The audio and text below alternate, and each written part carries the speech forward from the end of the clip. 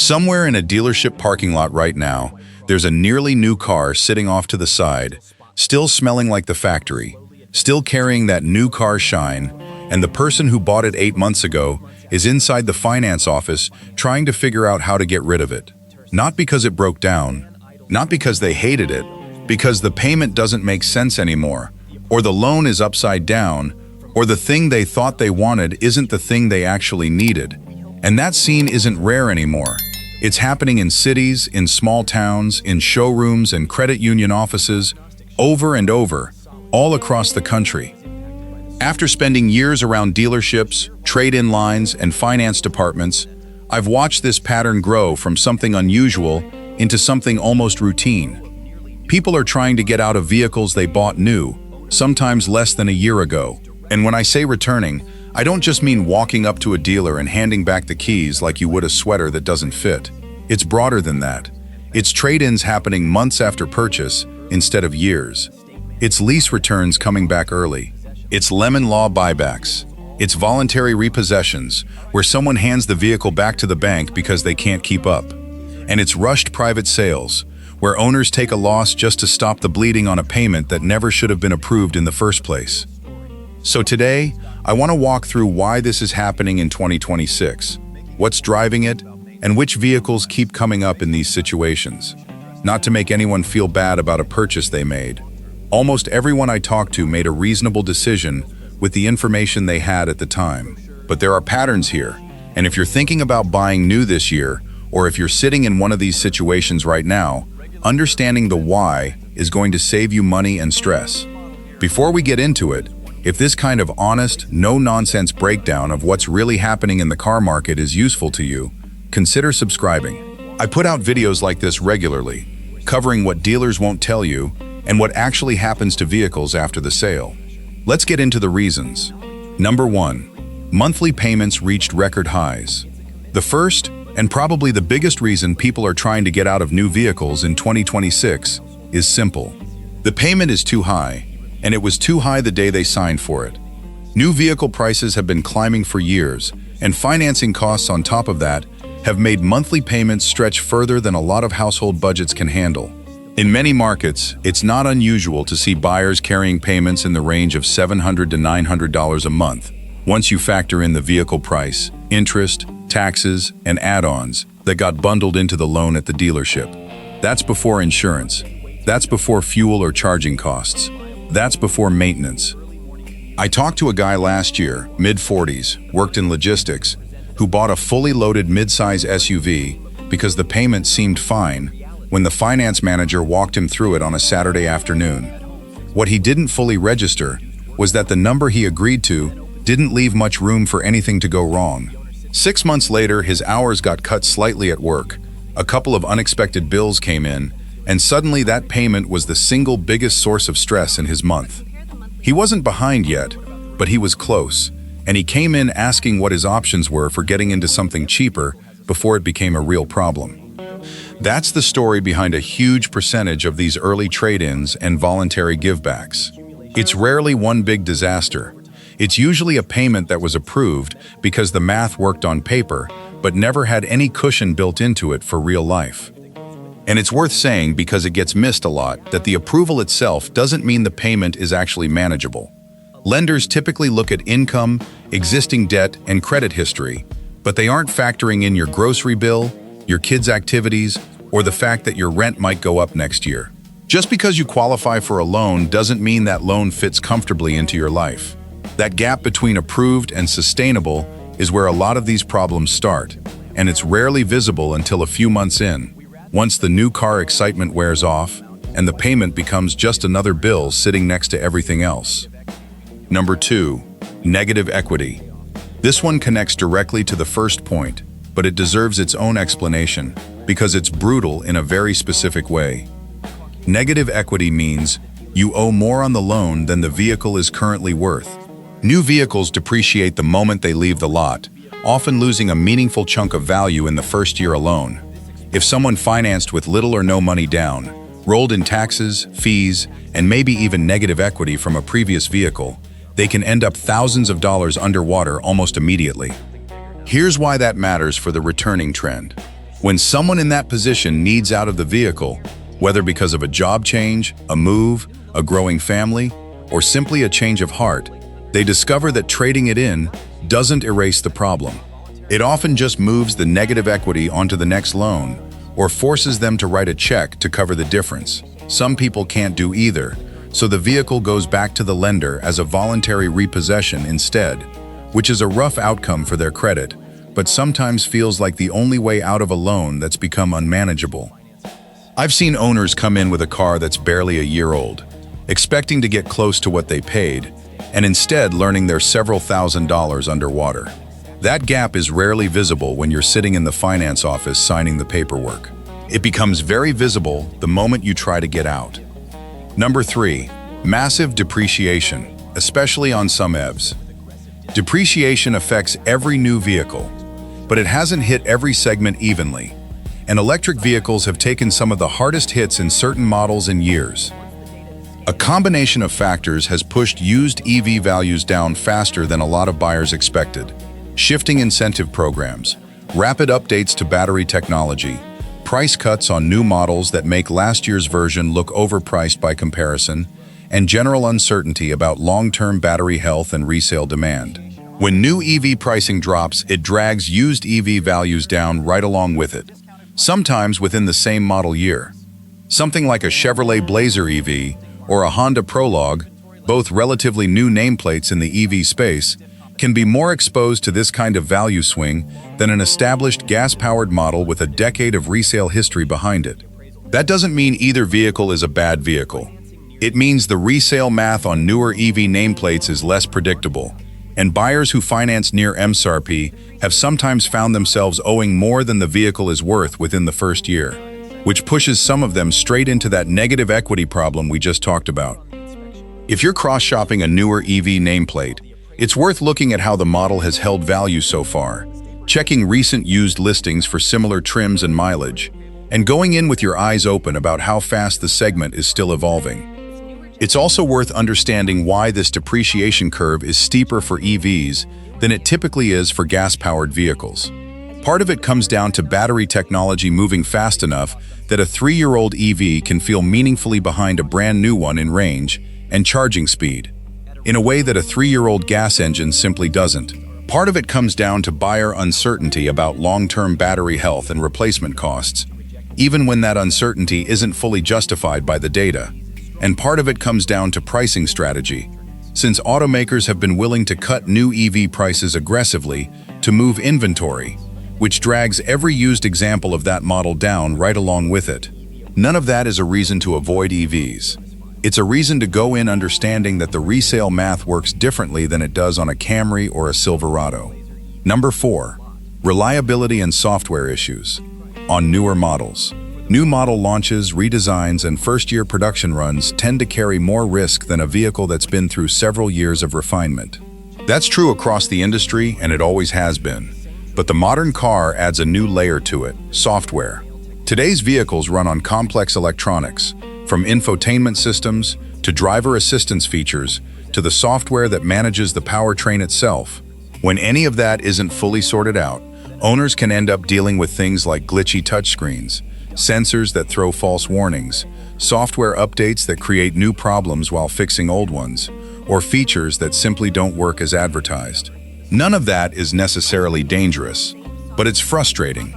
And frustration adds up fast when you're making a $700 monthly payment on something that keeps acting up. New or recently redesigned models and vehicles built on newer platforms tend to see more of this in their first couple of production years. It's not a guarantee of trouble, and plenty of first-year vehicles turn out fine, but it's a real pattern worth knowing about. If you're buying something brand new or freshly redesigned, checking early owner forums and recent recall activity before you sign can save you a lot of grief. Number 5, insurance costs exploded on certain models. This is the one that catches people off guard, because insurance is rarely part of the conversation at the dealership. Insurance premiums have climbed across the board, but certain vehicles have seen sharper increases than others, often tied to repair costs, parts availability, theft rates in certain areas, or advanced technology that's expensive to fix after even a minor accident.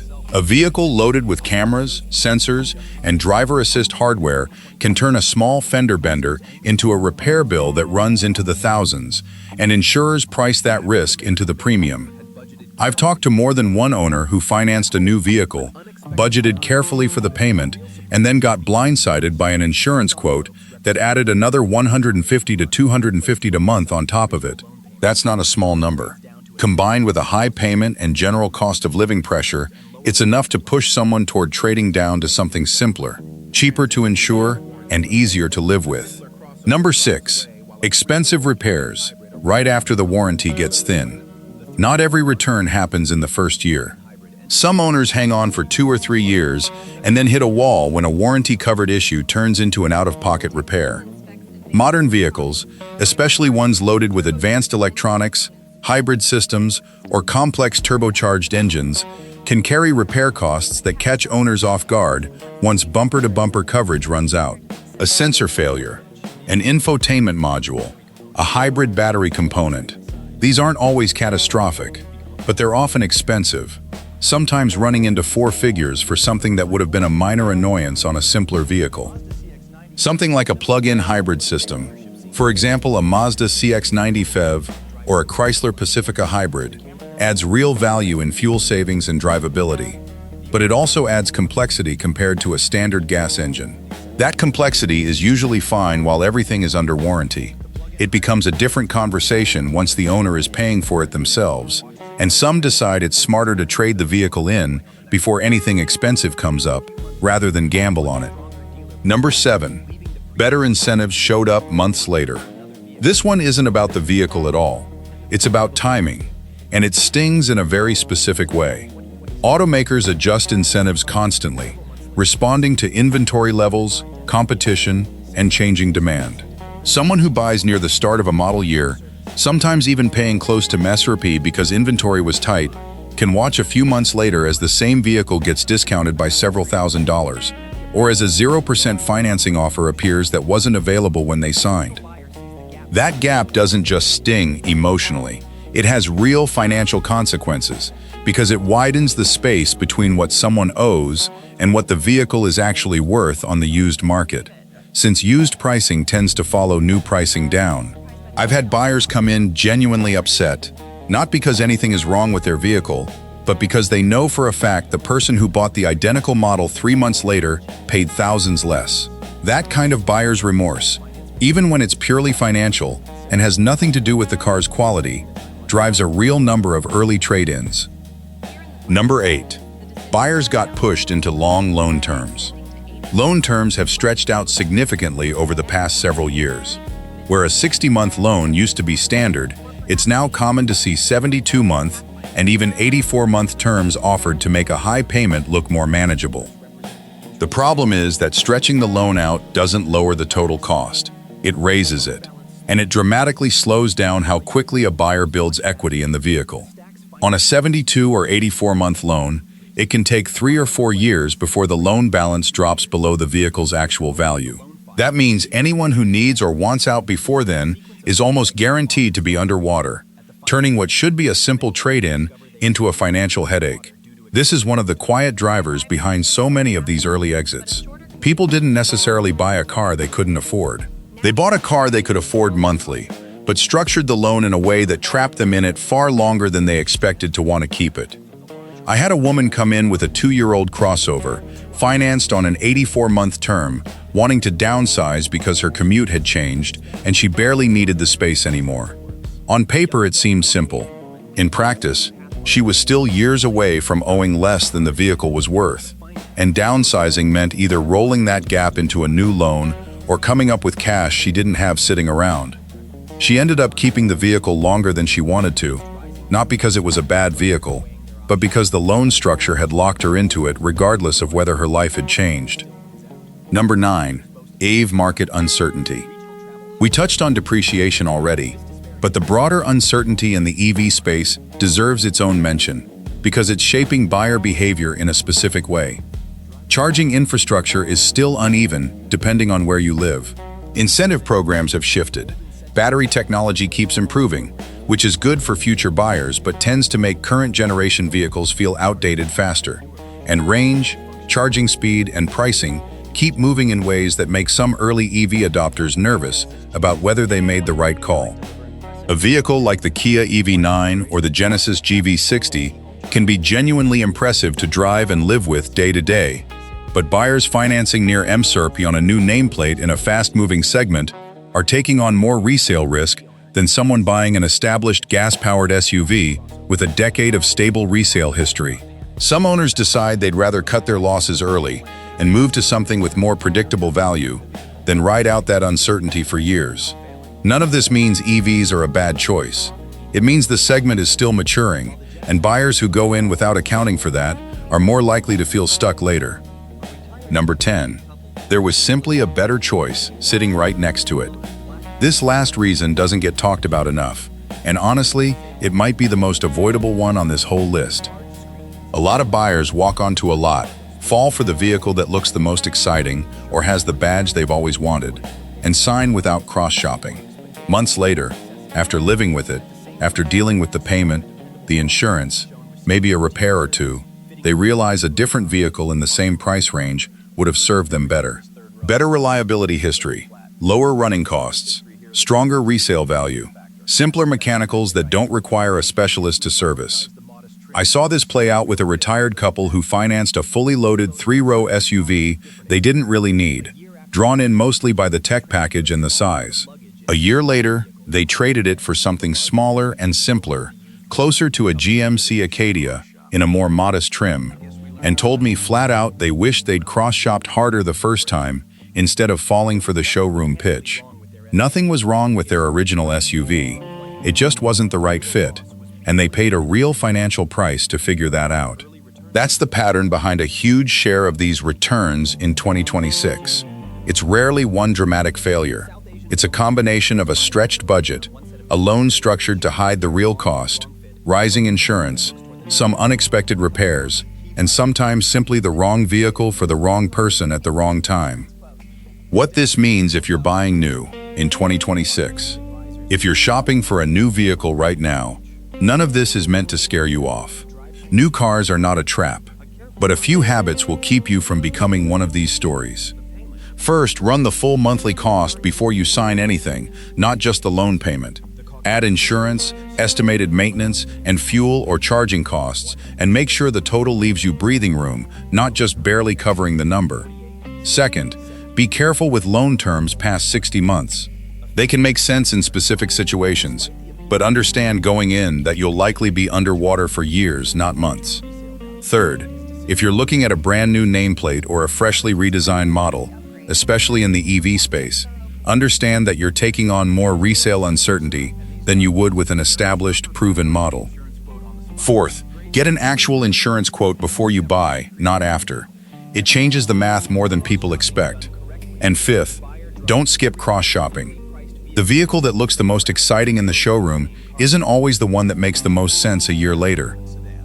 A well-maintained, boring, proven vehicle bought with a reasonable loan term is almost always going to serve you better than an exciting new model bought under financial pressure.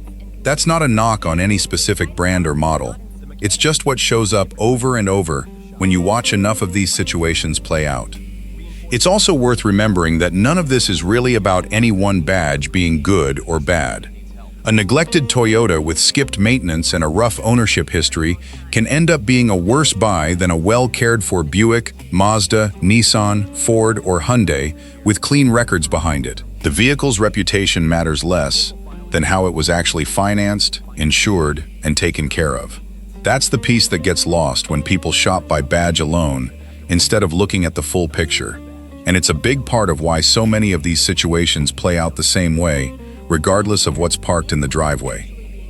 Wrapping it up. So that's the real picture behind the headline. Millions of Americans aren't necessarily walking new cars back through the showroom doors like a return at a department store. They're trading them in early. They're handing leases back ahead of schedule.